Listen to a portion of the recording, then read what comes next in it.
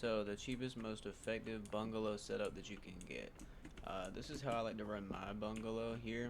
I do have a worker, Miss Linda. But yeah, this is what the setup looks like for me. I have all my grow stuff on this side of the room. We also have a room where we keep all the supplies, so you might need a little bit extra storage. So I like to put baggies and jars and stuff like that in a specific place. Extra weed that I have. I like to have one place that's just for seeds. I like to have one place where I can put like miscellaneous stuff, stuff that I mix. Um, one place where we literally just put fertilizer, and one place over here that we just put our soil. So there's nothing but soil here. What you want to do, you want to have enough storage so that you can have enough space for a whole bunch of different things. So, like I put my mix and stuff over here. I started using jars for everything because if you don't have a dealer, once you get a dealer, you can just start giving him jars of stuff, and then you'll make a lot more profit that way, just by giving him jars. But that's what I like to do. I like to put jars. We'll harvest everything, and we'll start packaging everything up. And I'll take majority of it over to the dealer. I'll keep some on me, obviously, just so I can make the quick plays that I need to. But this is gonna get you a bunch of money every day. So, like my dealer, we can go over here to our dealer, and I guarantee you he's got at least like 2 grand. But you want to have everything in a way that you can set it up like this with these different plants in front of it.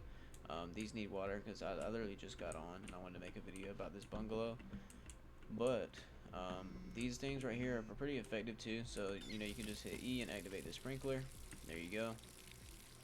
I need to get some for each different plant, but I've come to find out that this worker or any worker that you get, they're $200 a day, right? But if you pay them at night, they're not gonna do anything until daytime. So don't pay them at night. What you need to do is just pay them as soon as the day starts, and then they'll start doing this stuff for you. But they do not use these things. They literally will water it with the can like you have, and they will put the soil in there based on your soil supply.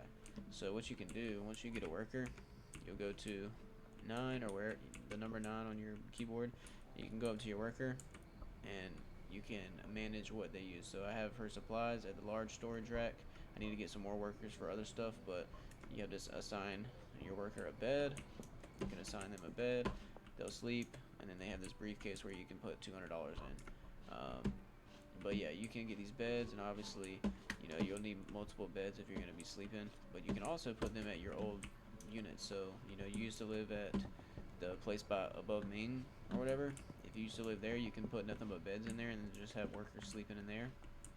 But that is one of the most effective ways to use your bungalow, is to put a bunch of workers in here, have them all going at plants and assign them pots, and just get as many pots of plants that you can, and they'll eventually start running it for you.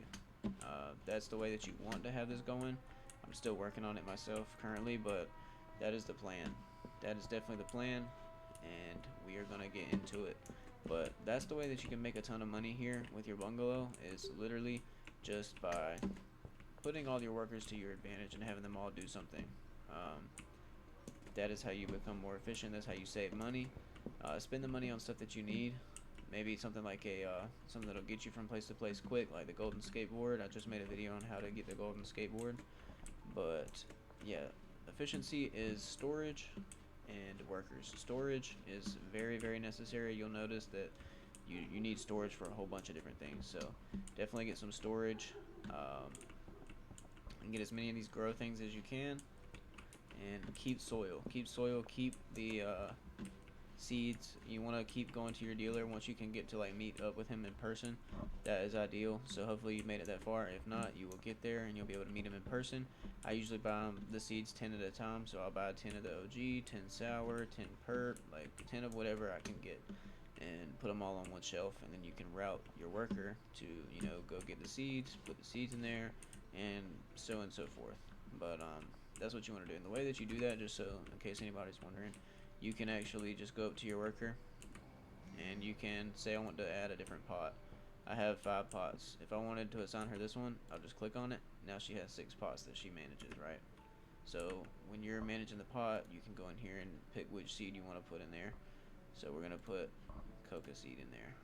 we'll put fertilizer, speed grow, and the destination, we will put that here just for an instant.